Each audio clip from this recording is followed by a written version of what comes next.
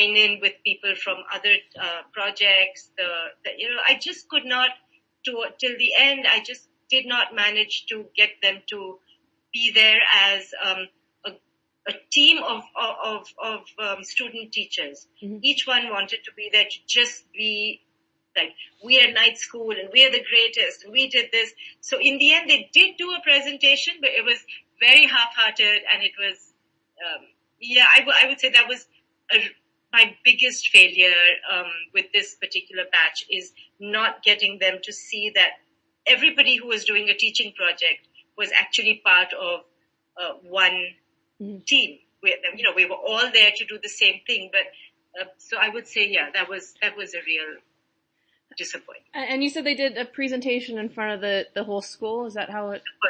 So how did the school respond to that? Did they pick up on that failure? Well, I don't think that the school really. There were a few. I don't think there was much response from the students, but I know the good thing was that the head of the Triveni was quite keen on us showcasing it this way. But we were all just a bit taken aback at the response of all the students, because we really thought that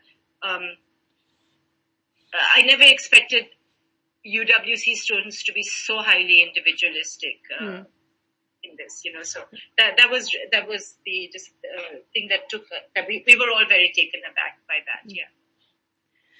Yeah. So the next thing is we're going to kind of move on from more team-based questions to like the larger organization. But just to kind of contextualize it, how would you define the organization that you work for? What would you call it? Define it in what way? What would you would you call it the school? Would you call it the UWC system in general? How would you?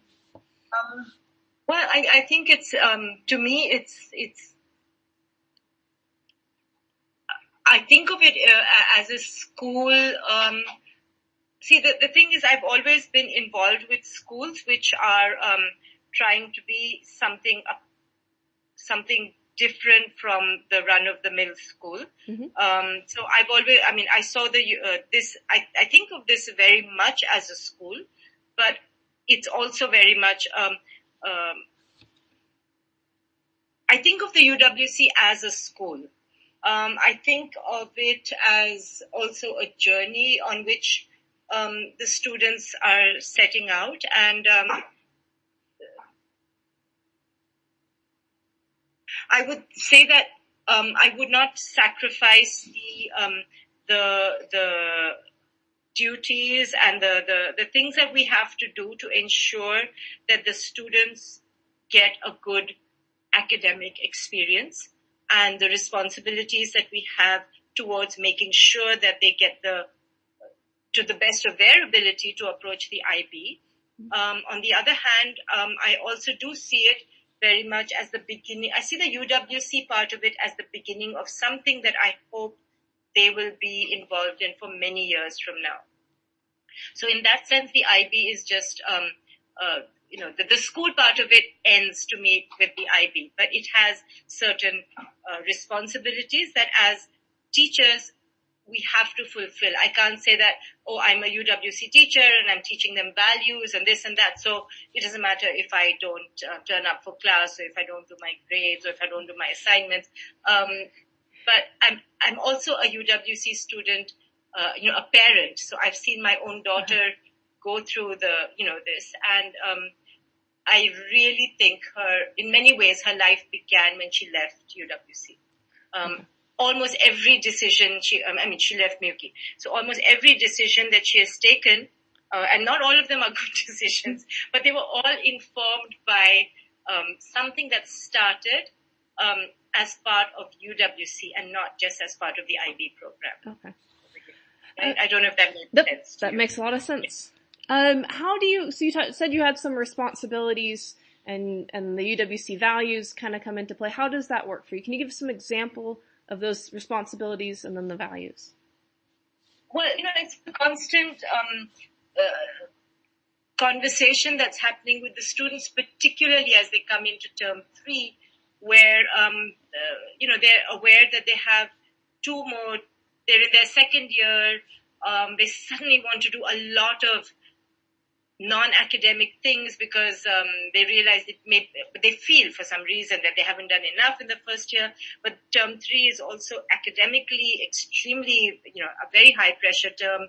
So this conversation always starts up, about, are we a UWC or are we an IB school? And why are you making us do all these things when we could be out there changing the world? And, so there are certain things that, the IB has such a rigorous academic program that at times it is very tempting to sort of say, to hell with all these grades and think, let's just all do something more meaningful, but then you have to, and as I said, I don't have the amount of, those piles of assignments to, as I see my colleagues having to do, but I do appreciate the fact that almost all of them sacrifice a lot of personal time to meet their deadlines.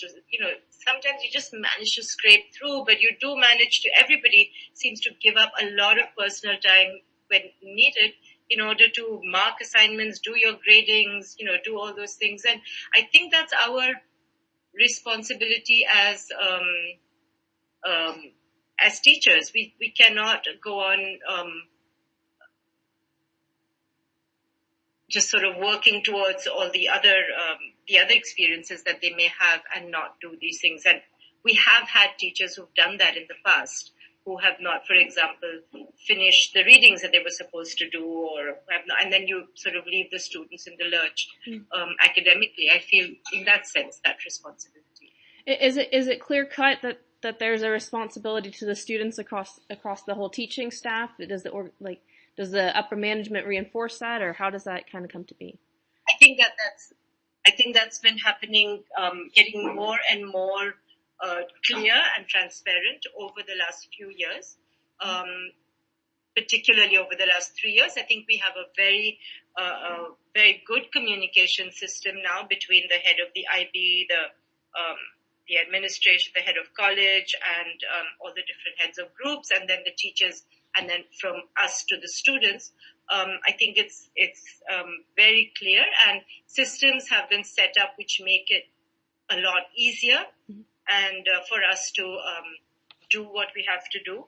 And most importantly, a lot of this is communicated to us right at the beginning of the year, so you know what, and it's not imposed top down. It takes a lot of time, and we all complain about faculty meetings taking so long.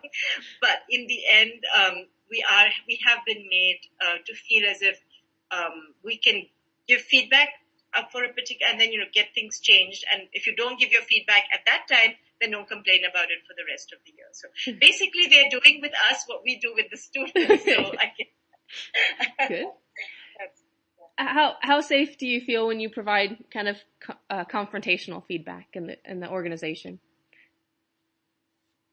I would say in the academic part of it, I would feel very safe because I really trust our head of IB and some of the deputy head of college. But when it comes to infrastructure or other system non-academic related things, I don't feel I particularly. One never knows what the reaction is going to be on those things. I feel so academically in the academic part of it, I feel very safe. In the rest of the things on how things are run in the college, I feel a lot of it is done on a like if you have a good relationship with the HR manager, or if you have a personal relationship with the person then things might be different. I feel that they are not as professional as the people who are handling the academic part. Okay. So, yeah. And how would you kind of define the goals of your? Because you said there's kind of the academic staff and there's the other staff. How would you kind of define the organizational goals? Does it align with both groups or? Well, at the beginning of the year, we all we welcome the students together. This is something that the current head of college had started a few years back. So we have everybody from the